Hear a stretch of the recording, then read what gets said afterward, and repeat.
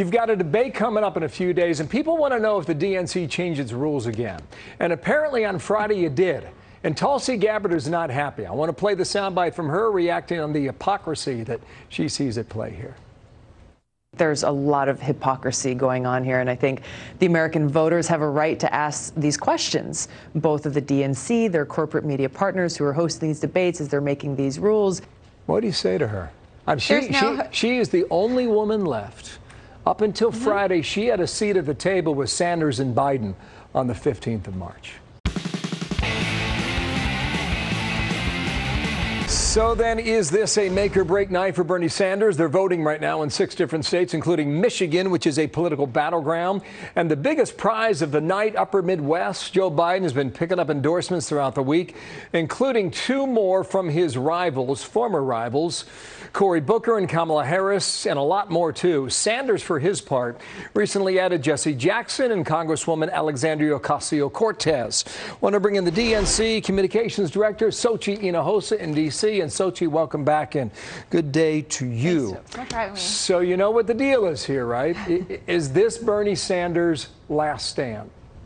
Well, this is about delegates. Whoever gets 1991 delegates ends up getting our nomination. And as you've pointed out, Michigan has about 125 delegates at stake tonight. We will only be at about under 50% of the delegates allocated after tonight. There's still a lot more race to go. After next week, we'll be about 60% of the delegates. And at the end of April, we will be at about 90% of the delegates. You're not going to answer that one. I didn't expect you to, but here's it'll be up to the voters. Here's what Bill de Blasio tweeted, big supporter of Bernie Sanders. I deeply respect Elizabeth Warren. Our nation and our party are better, more progressive because of her leadership. Now our progressive movement needs her more than ever. Senator, if the shoe was on the other foot, Bernie Sanders would have endorsed you already. Please join us.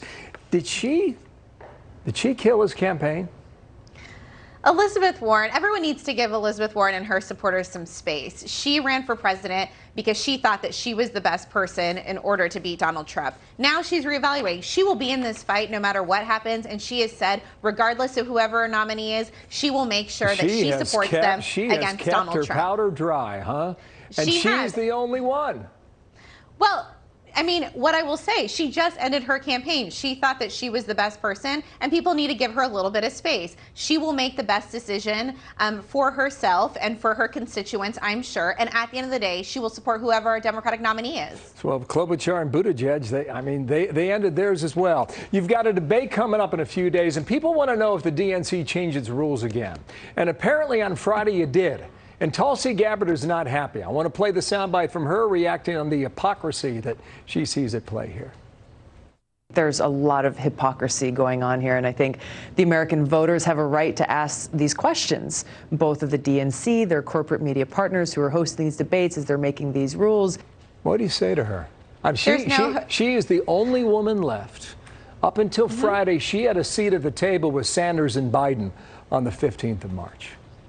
Well, what I will say is that all of the women in this race have paved the way for other women to run moving forward. They've made it the norm. The reality is you need 1991 delegates in order to win the nomination. You don't need 1, you don't need 2, you need 1991. And whoever is on the path of getting those delegates, we made sure that we had a criteria that is fair and that makes sure that people who are viable for the presidency and for the nomination are going to be on that debate stage. You can make your own rules. I'm just pointing out that you changed the rules over the weekend. We didn't. Many would argue a month prior with Mike Bloomberg, the rules were changed to order him to come on the stage as well.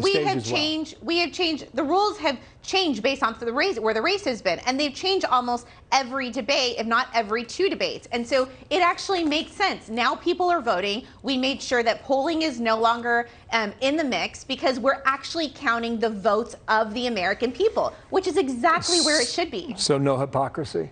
There is absolutely no hypocrisy. We've led a very fair process, and I think any of these candidates would tell you that the DNC has been more than fair and more than neutral. Okay, we've reached out to Tulsi Gabbard, so we're going to bring her on this week and get her react to that. Why do you think the establishment has coalesced around Joe Biden so quickly? Why'd that happen?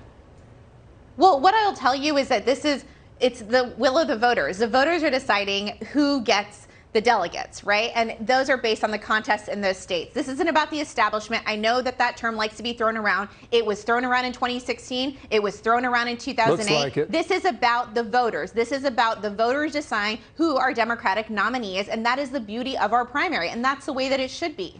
All right. Well, Cory Booker and Kamala Harris dropped out months ago.